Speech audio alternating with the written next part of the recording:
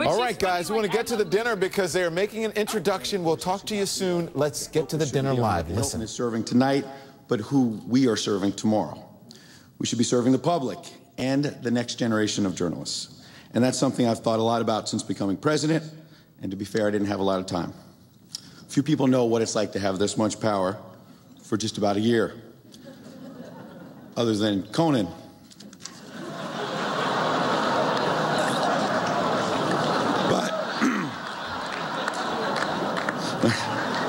But we didn't just talk about change, we took action. Starting when we decided to trademark our name. That was helpful when someone used the Correspondents name to start something called a gifting suite.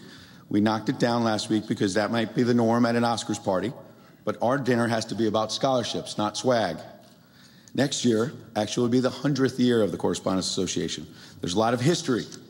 And if you have any mementos out there, you've got some photos of previous dinners, I want you to contact Steve Thoma, a wonderful vice president. You can go to our website. There's a place to submit some of those memories. But also remember, Steve Thoma will be president next year. So if you want tickets, start calling him already. So very quickly, I want to run through. Over the last year, I've had a lot of people say, so what do you guys do? So I'm going to run through 3 priorities we have. The first is we stand up for access. And Mr. President, I know that you know I've been agitating for more access to your White House and to your golf games. And I want to let you know I'm an equal opportunity agitator. Last summer, a few months before the election, the Romney campaign had agreed to our request and started a press pool. But they would not open their fundraisers to the press. The president's fundraisers were largely open. We demanded privately the same of Romney. We kept pushing, they kept saying no. Till one day in late September, I got an email from a Romney aide. He said, starting tomorrow, cameras are going to be allowed into all the governor's fundraisers.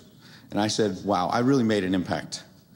Until a few minutes later, Kristen Welker of NBC News came up to me. We were in Columbus, Ohio with you. She said, you hear about this hidden camera in a Romney fundraiser? 47%, she said, it's a game changer. And I realized that's why the Romney folks wanted to open their fundraisers. They wanted to look more transparent. And the point to me is that elected officials in both parties want more access when more access is in their interest. It's our duty to push for more access all the time, whether it's a Democrat or Republican in power, because it's in the public's interest.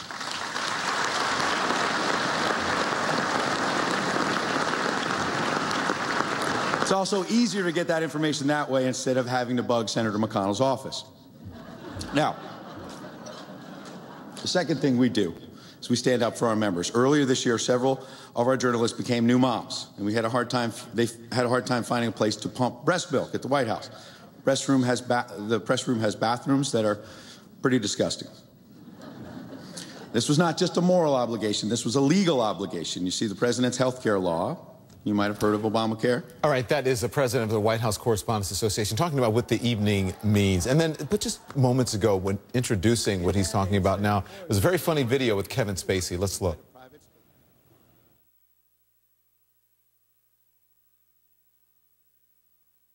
Everyone gets to sit. I really need you to release some of these tables. Well, you know my motto, Ed. You scratch my back, I won't lacerate yours. I have integrity, sir. I'm not going to cut a deal. I've seen your work, Ed. Let's not kid ourselves. This is the part where you leave. What on earth happened, Frank? You know I was supposed to sit next to Conan. Well, it's for the greater good, Valerie. Greater good? Please don't tell me it has anything to do with North Korea, same-sex marriage, cabinet appointment. I'm not done, Frank. Oh, all right, go ahead. Taxes, gun control, the Middle East, cyber warfare, the fiscal cliff, pipelines, education, Social Security, Iraq, Afghanistan. Look, Valerie, it is not going to happen. Well, then I'm curious. If not me, then who? He's the one that got fired from The Tonight Show, right? Yes, and then he moved over to TBS. Is that a real network? No, but neither is NBC. Look, can't we do better than Conan? Like Jimmy Kimmel? We're trying to rebrand, appeal to the youngsters. Look, I'm sorry, but Conan is the best we can do. Fine, as long as you don't put Pelosi at our table. She keeps trying to friend me on Facebook. Congressman, we don't focus on the masses. We focus exclusively on an elite audience. That said, we'd like Kim Kardashian at our table. Then I need Mike to start wearing pants to the White House briefings. I refuse to wear pants until the president gives us more access. Just do as I say, and Political gets a Kardashian. Oh, and Mike, What is your home address? Why do you ask? Well, to send you the tickets, of course. Send him to the office. Nobody knows where he lives, Congressman. We mail his paychecks to a P.O. box. Oh, Mike, there's no reason to be nervous. What's your home address? Is Valerie bad-mouthing me to the president? Reply hazy. Is she out for revenge? Ask again later. Look, I need you Look, Frank. You want to talk about immigration? We can talk about immigration. We can talk about the budget. I'll even talk to you about Jay-Z and Beyonce in Cuba. But there are two things I don't talk about. Covert operations and Valerie's magical powers. Stinny is my best friend. So what's the problem? You two play basketball every Tuesday. Nerf ball, Frank. Nerf ball. But we don't want the rest of the world to know that. Well, Stenny, I'm willing to break you two up if you can get me tickets to a Ravens game. Are you kidding me? I'm all out, Frank. How do you think I got elected whip? How about Taylor Swift at the Verizon Center, backstage pass? Oh, now you're hitting me where I live. Thank you, gentlemen. You are the coolest whips in town. You better believe it. You have to introduce me to Ted Sarandis at the dinner. I can't get my f***ing Netflix to work. I have 3 sources at the West Wing saying Valerie is on the warpath. You might think that. I couldn't possibly comment. Is it true you've been hoarding tickets to the dinner? Where are you getting that? Ed Henry. Oh, you mean Mr. Ed Tegrity. Oh, I've got to go. That's Jeff Zucker on the other line. How about this? You tweet it and I'll retweet it. All right.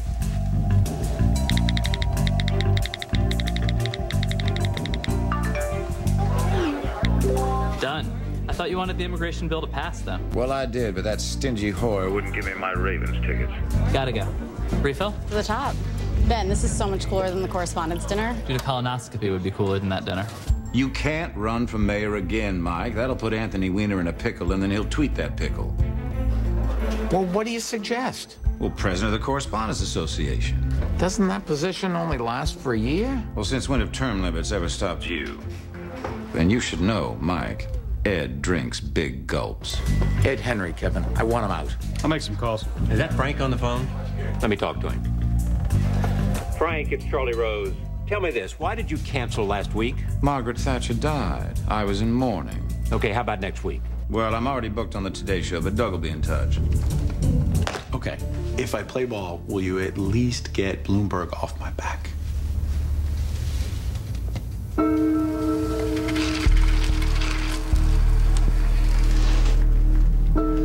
Only if you give me your absolute, unquestioning loyalty. That's a pretty big ask.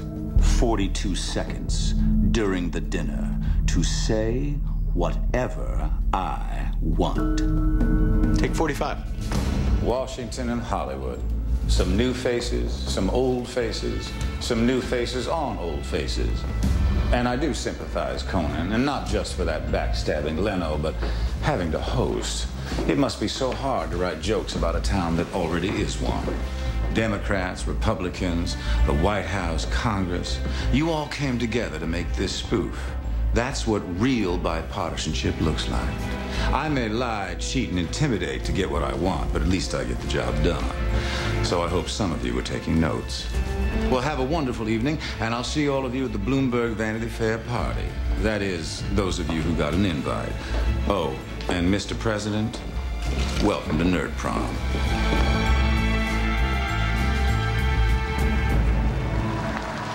Ah, well, there you go. It's where Hollywood and Washington meet.